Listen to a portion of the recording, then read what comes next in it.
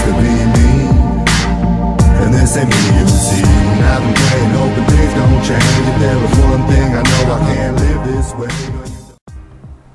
This is a sketch of the situation.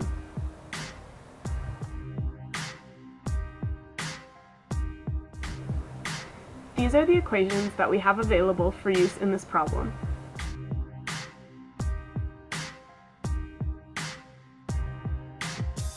Here are the variables we know and don't know.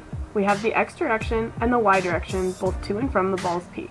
Our starting position is 0 meters and our final is 9.14 meters. The initial velocity in the x direction is the cosine of our angle times the magnitude of the unknown initial velocity. We'll worry about time later. Our final velocity is equal to our initial in the x direction. We'll call our starting y position 0 meters and the peak y max. The initial velocity in the y direction is the sine of our angle times the magnitude of the unknown initial velocity.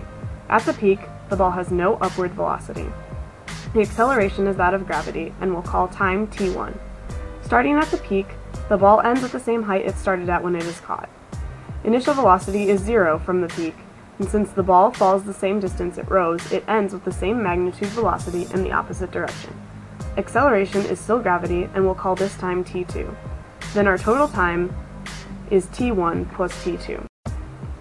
We start with the velocity equation and plug in the values we have. We add 9.8 t1 to both sides so that the right side cancels to get 9.8 t1 equals vi times the sine of 53.46 degrees.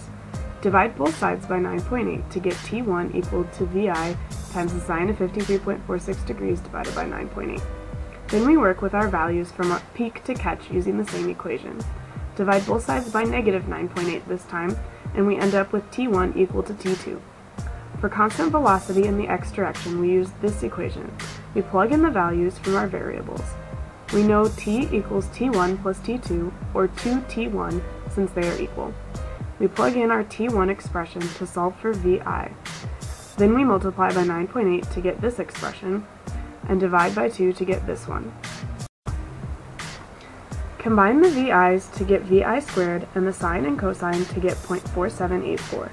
We divide both sides by this value to get vi squared equals 93.62 and take the square root.